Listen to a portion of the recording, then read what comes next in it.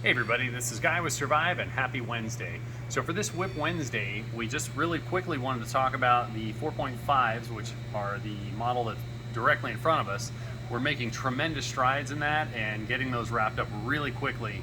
So quickly, in fact, that we're done all the normal handles and we're moving into the metal bow drill divot handles. So those builds are going really well and we'll have these wrapped up really quickly here, and next week we'll be moving into this. But a lot of people have been asking about the bow drill divot. Can we add it to an older model when we're going to expand that? So I just wanted to talk a little bit about it and why we haven't just offered it on everything. First off, it's really time consuming and it's not really worth the time for what we're charging, and I don't see the point in charging a lot more to make it worth expanding. I'll show you why. So jumping into it, as you guys know, after a sheet, that's a handle before we start machining it. For these bow drill divot handles, during our first operation, we make a little flange pocket here for that bow drill divot to rest in. And so this is the bottom of the handle here, as you can see that there. So we mill all this out and then have to pay a lot of attention when we move to Op 2 to make sure that we maintain a good dimensional tolerance on our profile machining. And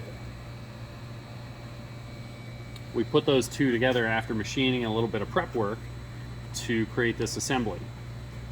This is an interference fit. I can show you how this works with two out of tolerance parts. So this will essentially go into here. It's a little bit tighter fit on our production stuff that are in tolerance. So this goes in here. So now there's no chance that can ever come up out of the handle.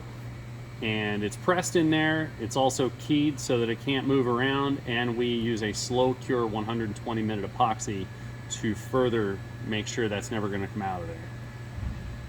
So that's a bit how that's done. And that is the reason right there we can't add that to an old spec handle or anything like that.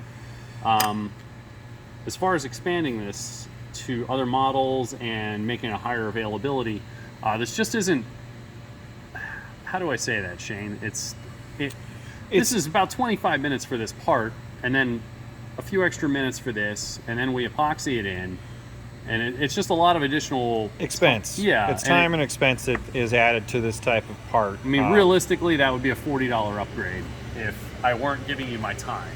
And when I first offered this, that was my role here as part of just a small corner of a bigger shop.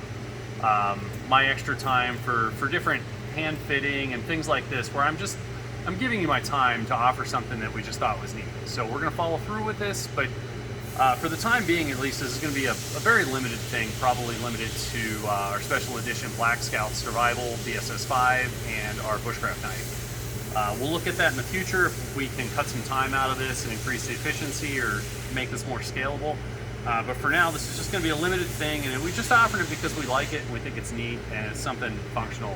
And a point I'd probably like to look at as well is if we're starting here to see what that thing starts with. That's a piece. Yeah.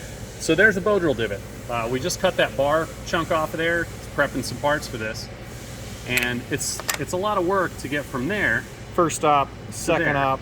And then it gets installed into the handle for the third operation before it gets surfed. So it's actually becoming 100% part of the contoured surface of the handle. Oh, that's not even true. Those are two parts machined to the same tolerance independently of one another because we use different tooling for our phenolic and our steel.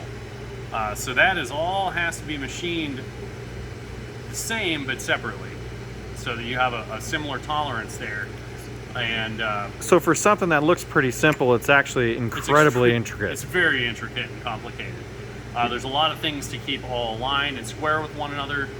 We only have about 0.02 of an inch of overall tolerance here of fit to have a little bit of epoxy to go in this keyway and to maintain that proper height to match the height of the handle from the back of the handle.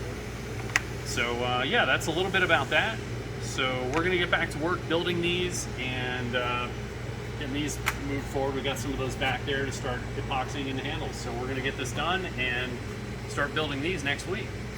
So stop by again for more updates. We have a lot going on. We just wanted to keep this focused on 4.5s right now, but there's a ton of stuff going on. We're very excited now that we've kind of turned this corner and getting a lot of this backlog behind us and moving into fresh, new, exciting things. So anyway, we'll talk to you again soon. Hope you guys have a great day. And Shane, do you have anything to add? Nothing. Stay All right. stay updated for any new updates. Talk to you again soon.